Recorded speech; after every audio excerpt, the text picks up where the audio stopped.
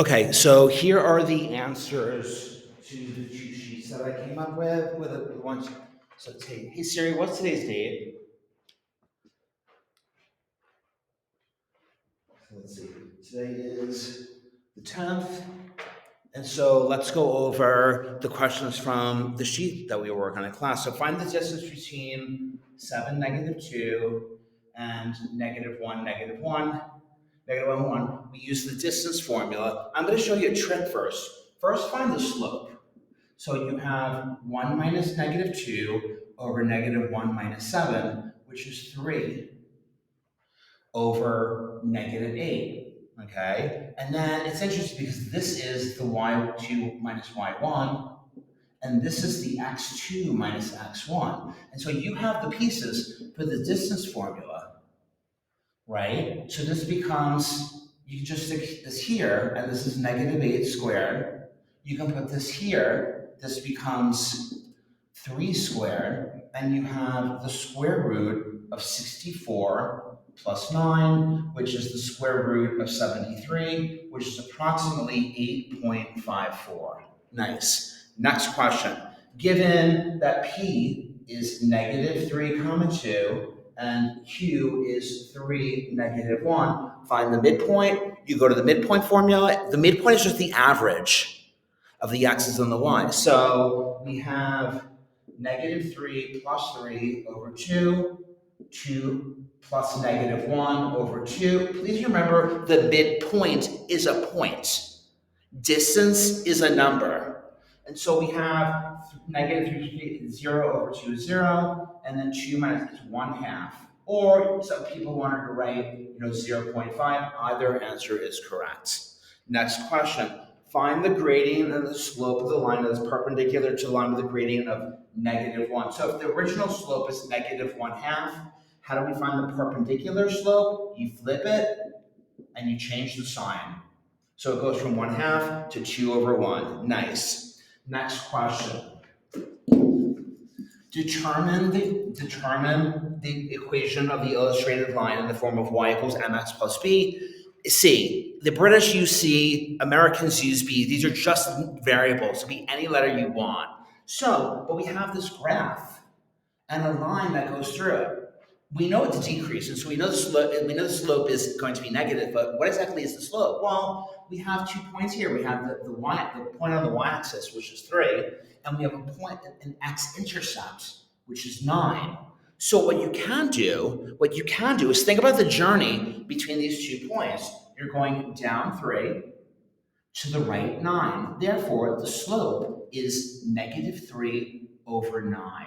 -3 over 9, which can be reduced to -1/3.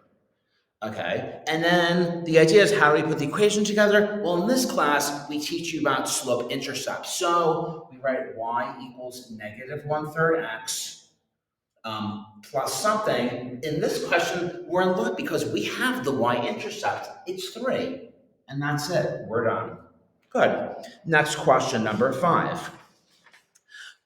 Write the equation of the line through D. Let's see, let me erase this.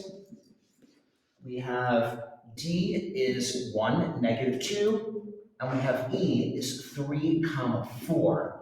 Well, first thing we have to, when we're given 2 points, first thing we have to do is find the slope. So the slope is the change in y, 4 minus -2, over the change in x, 3 minus 1, which is 6 over 2, which can be reduced to 3. So once again, in this class, we're doing slope intercept. So the equation of any line is y equals 3x plus. In America, it's B. On this test, they wrote C, so I'll write C. So once again, it's just a letter. The question is, how do we find that? Well, what we can do is plug one of these in. A lot of the kids seem to use 1, 2. So let's take the -2 and put it in for y, and take the 1 and plug it in for x. Now we can solve for C. -2 times 3 times 1 is plus C. -2 equals 3 plus C. Subtract 3 from both sides. We have C equals -5. And our final answer is y is equal to 3x minus 5. Next question. Find the equation of a line with a gradient of 3 over 2 and passing through for 0. Well, in this case, we already know the structure of our equation is negative 3 over 2x plus, this time I'm going to write b because I like change. The question is, how do we find the y-intercept? Now, 4, 0 is the x-intercept. So if I made a quick sketch, here's 4, 0, and I know the line is increasing, so it looks something like this, which means I'm interested in this y-intercept. Well, I know that for the y-intercept is 0, b. I don't know what the y is, but I know the x, so we're going to take that point and plug it in here. So we have b. So we know that x is 0. No, sorry. Start over again. So we don't know what this point is. Sorry about that. We know we have a point on this, I apologize. We know that 4, 0 is a point on the line. Take that 4, 0 and plug it in the equation, like we did in the last equation. So we have 0 is equal to negative 3 over 2 times 4 plus b. I'm going to write it like this because we know how to multiply fractions. So we have 12 over 2, which is 6 plus b. b equals negative 6. Sorry about that. Okay, next question. Graph the equation on each equation on the axis. I don't have a graph here, but the idea is with y equals negative x plus 6, you're starting at 6 and you're going down 1 to the right 1, down 1 to the right 1, down 1 to the right 1. Once again, the slope is negative 1 over 1 and the y-intercept is 6. The next line, so it's something like this. The next line is y equals 6x minus 8. So you start the negative 8 and you go up 6 to the right 1.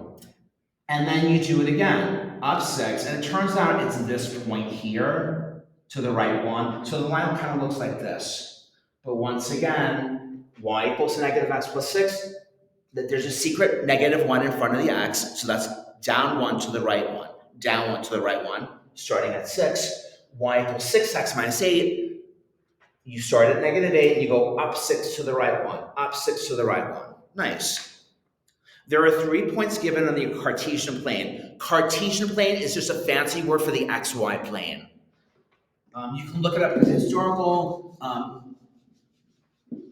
The guy who said, I think, therefore I am, came up with this also. That's the same guy. So find the gradient of AB. So A is 3, negative 9, and B is 1, negative 5.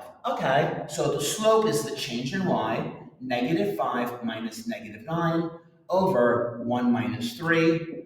Subtracting a negative is like adding a positive. So we have 4 over negative 2, which reduces to negative 2. I'm going to reduce it because if we're being asked to compare slopes, it's definitely going to be like a parallel or a perpendicular question.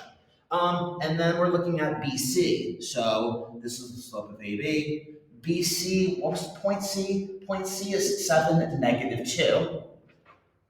Okay, and so we have, let's turn the slope of BC, let's see. So it's negative 2 minus negative 5 over 7 minus 1.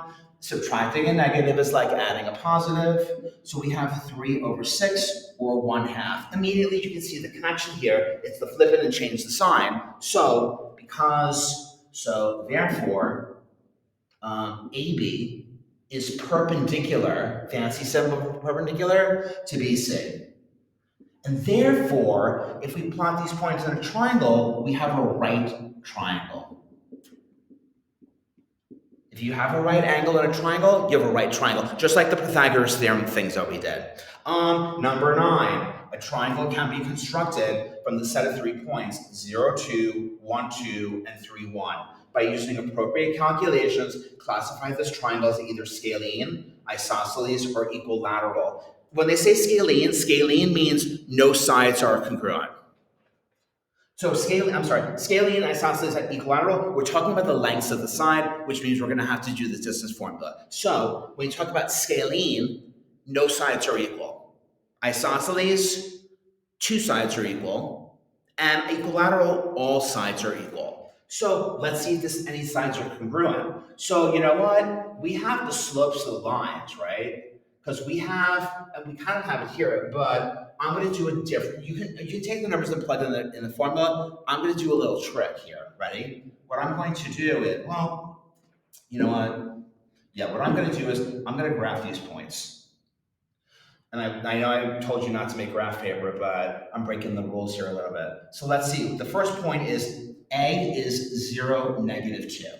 So let's see. Dun, dun, right. Dun, dun, dun, dun, dun, dun, dun, dun, dun, dun. This is 0, 2. This is A. Okay. And then the second point, B, is 1, 2. So we have 1 to the right, 2 up. That's B. And the third point, C, is -3, comma 1. 1, 2, 3, up 1, C. Okay, I'm going to count these points. Okay. Now, some of you might say, oh, look, looks like this, it looks like that. We don't say that in math. We don't do that in math. We have to find a specific formula. We have to use formulas, and that's how we prove things. So you know what I'm going to do? I'm going to take the journey around my triangle. I'm going to take my journey here. So I'm going to start with A and go to C. So let's see. This is 3 and then up 3, right? If I'm walking around on my graph paper, 3 and 3. Then I'm going to take another journey from C to B. Let's see what that journey is about. Well, I go up 1, and then we're at -3. 1, 2, 3, 4 over 4. 1, 4. And then let's take a final journey from B down to A. That's also down 4 and over 1. And so you might say, hey, Mr. Adler, you've made 3 right triangles. I can quickly use Pythagoras' theorem to find the distances. And you can. Once again, this hypotenuse here, let's call it AB, is the square root of 1 squared plus 4 squared, or radical 17. Let's look at my green right triangle. Oh, look, Mr. Adler, this segment here, AC, is the square root of 3 squared plus 3 squared, or radical 18. So I don't have anything, maybe scalene, maybe it's definitely not equilateral. It might be scalene, it might be isosceles. I need to see what the other side is. What color was that? Red. And I notice, oh, you know what? These legends are the same in a right triangle. We have the square root of 1 squared plus 4 squared, which is radical 17. Nice. I have an isosceles triangle. Because 2 sides are congruent, and the third side is not congruent, it's isosceles. Isosceles. Nice. Last question on the sheet. It's the back. Da-da-da-da. Here we go. So according to the diagram, ABCS, it's ABCD, is a parallelogram, and the diagonals bisect each other at the point. Remember the word bisect. It breaks it into 2 congruent parts, and it gets bisected at the midpoint. It gets bisected at the midpoint. So the question is, find the coordinates of x. Well, x is the midpoint. X is the midpoint of D and B because we have the 2 coordinates, right? So let's see. We have 2 plus 5 over 2, comma, 5 plus 3. No, I apologize. 2 plus 5, 6 plus 3. Remember, with midpoint, we're finding the average of the x's and the average of the y's. And so we have 7 divided by 2 is 3.5, and 9 divided by 2 is 4.5. Please remember, the midpoint is a point. Distance is a number. Slope is a ratio. Midpoint is a point. Now the next question is, hence or otherwise, find the coordinates of point C. Well, we have a couple ways to do that. First of all, we know it's a parallelogram, which means the change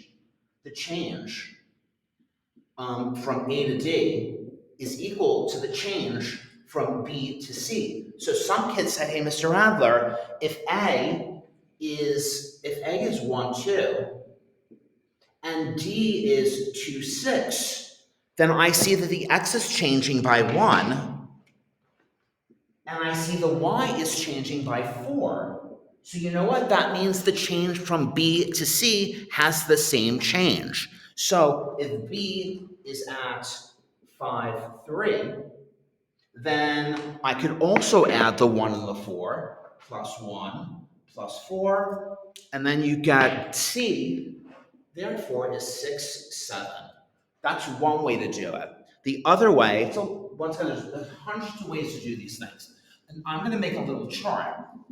I'm going to make a little chart because if the way to get from A to D, yeah, these changes, that's the idea. This change all over the line. So the idea is change from A to D is the same change from B to C. Or you know what? If MX is also the midpoint of AC, if A, X, and C, that means these changes. So let's see. The point A was 1, 2, and point X was 3.5, 4.5. Well, let's think about this. The change is also constant, or the journey from A to the midpoint is the same thing as the journey from the midpoint to point C. So if this is 2.5, that means this is also 2.5. 3.5 plus 2.5 is 6.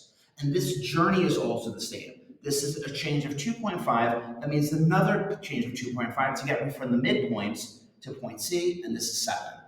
Very good. And we're done. Now how do we stop this? There we go.